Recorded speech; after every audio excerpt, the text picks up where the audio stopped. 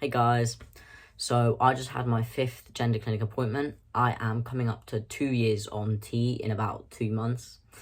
So I went into this appointment with some questions that I had.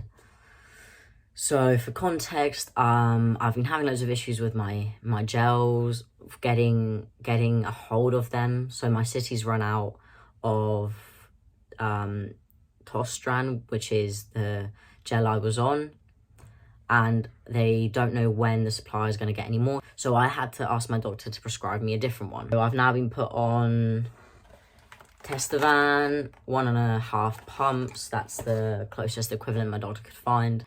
That's another thing I'm going to talk to my clinician about. Also, every so often I get requested 2 blood tests instead of 1. You're meant to have 1 blood test every 6 months, more or less, just for monitoring. But I keep getting like an extra blood test here and there requested from me. And I have a needle phobia, so I really struggle to get these blood tests done as it is. So I just wanted to talk it through and figure out what it was and why there was an extra one. And finally, things have just been feeling like things have kind of changed in my personal life, and things have just been feeling a bit different. So I also wanted to ask about upping my dose, because since my last appointment, they lowered my dose, and that's when things started to kind of change. So we started the call and she was asking me about my life. It was just like a catch up.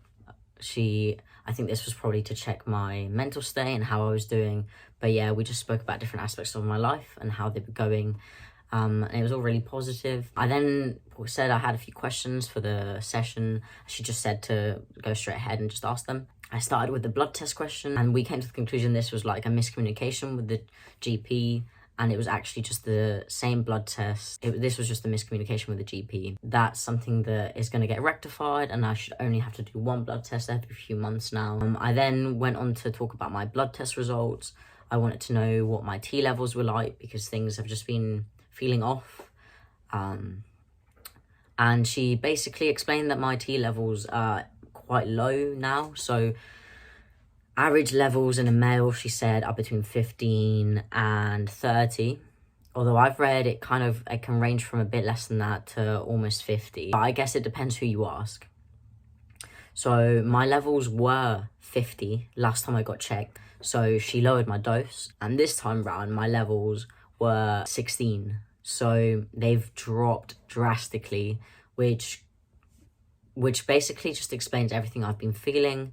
I feel like my levels dropping that drastically has had an impact on my mood, as I've been feeling a lot lower and been struggling a bit more lately.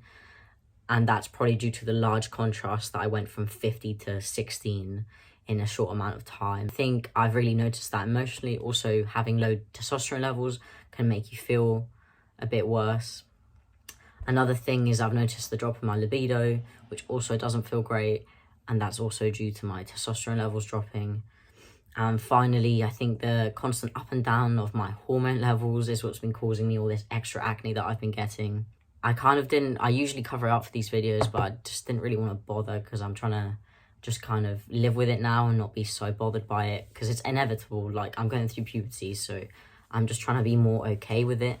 So sorry about my face. So I explained to her how I've been feeling, and I was like, it's not unbearable, but it's just not been great. And I explained that I'd rather be on the higher dose of testosterone rather than the lower, like between the 15 and 30 range. I'd rather be closer to the 30, because I felt better when I was on higher levels, when I had high levels of testosterone in my body.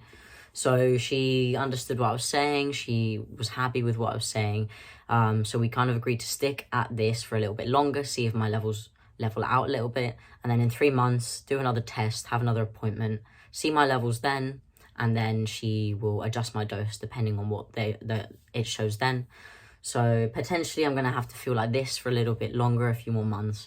But it's manageable and it's worth it. And I'm happy. I completely agree with what she suggested, and I'm happy with it.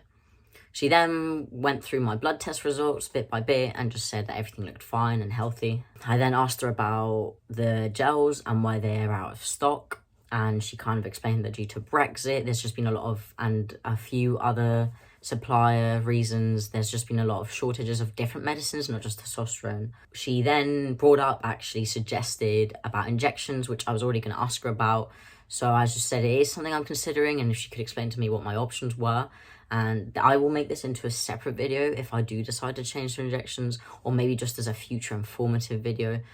But she went through my options with injections and just left that with me to think about. But as someone that struggles with needles, that's probably something that I want to avoid as long as possible if I can stay with the gels. She then went through the blood clot signs again with me, just so I know what to look out for if and what the warning signs are. And because I'm reaching 2 years on T, there's a couple things she had to go through with me that trans guys have to, they're checks that for trans guys to do around the 2-year mark. So the first one is a smear test. This is something that women have to do when they reach 25. And I assume for trans men, it's when they've been on T for a while. And secondly, an abdominal pelvic scan. She basically explained what this was and said that's something that you do around the 2-year mark. And then every 2 years after that, if you still have reproductive organs. So pretty much that was the whole talk. So we left it at, we're gonna do a check in about 3 months. I only need to do 1 blood test. She answered all my questions and I feel a lot better after the call. I know it's gonna be like a bit tougher for the next few months, but I have more awareness on what's going on now and I feel better about it. I will probably make a video anyway about injections versus gel, pros and cons. If you guys have any informational videos you want me to make, feel free to leave it in the comments below. Like, subscribe, all of that. Thank you for watching, and I hope you have a nice week.